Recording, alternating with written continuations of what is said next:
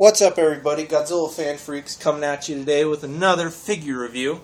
And today is probably my favorite sci-fi revoltech out of the ones that they did from the Toho series. It's the best one and my favorite in my opinion. It is Baragon from Frankenstein Conquers the World, which was 1965. Yes. So this is the sci-fi revoltech Baragon. Here's the box. Very nicely revoltech covered box along the side. This side with information. The back side with all the different poses and stuff you can put them in.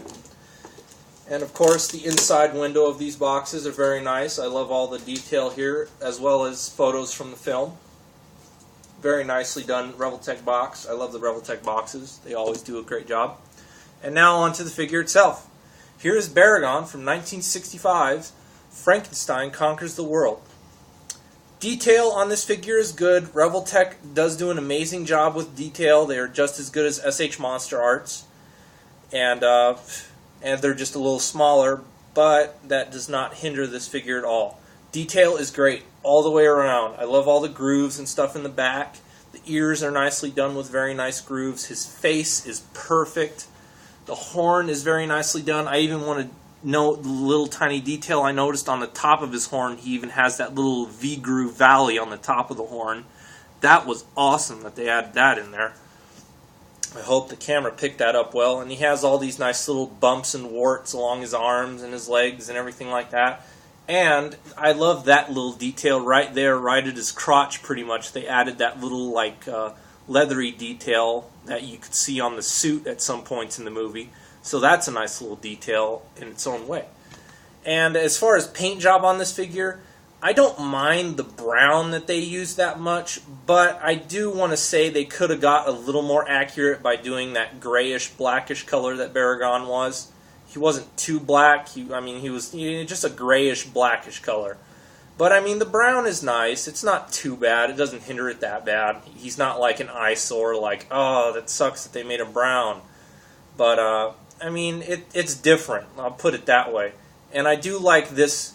Some of you might think that, oh, I have this figure on display and that's a whole bunch of dust in between there. But no, that's actually just paint highlights down the middle of his back, which is very nicely done. But that's about the only thing I want to say about this figure that I wish that they did. I wish they would have painted him movie accurate, just that grayish, blackish color. But all in all, great detail and paint job all the way around. Not a problem at all. And moving on to articulation, of course, Revoltech's going to have great articulation. He can move his head down. He can move his head up, very far up to where he's almost looking in the sky. And his ears can, of course, move up and down. He has movement at the wrists. He has movement at his elbows, and he has movement at the shoulder. And of course he has movement there at his waist or his thigh. He has a knee joint, and he has an ankle joint. So very nicely done there, and his tail also has a joint right there. And just like my Anguirus Revoltech review, if you guys watch that one, he does have that very soft vinyl tail to where you can bend it in all sorts of different ways and positions because it has a wire running through there.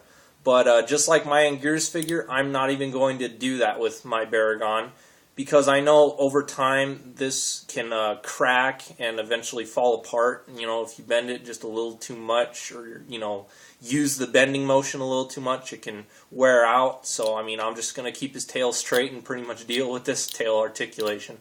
I'm not even going to mess with the wire and bend it around or anything like that.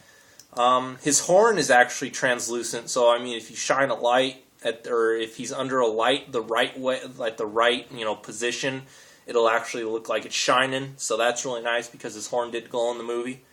And other than that, Baragon is great. You can have him standing on both his back legs, or you can have him down on all fours, whichever you prefer. So that's nice that you can do that with Baragon.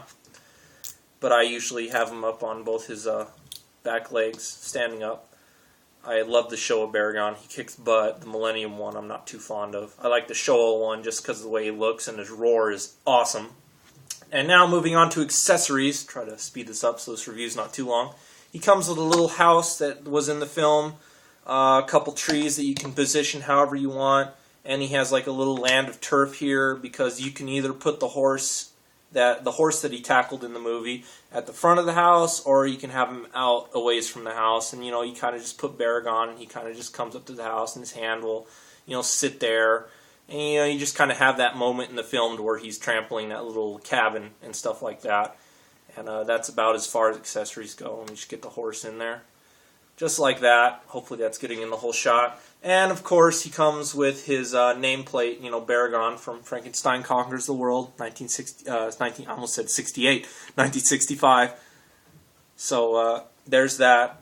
And, of course, Baragon was just like Gorosaurus. He did not get much film time. His major role was in Frankenstein Conquers the World, and then he had a little cameo in Destroy All Monsters.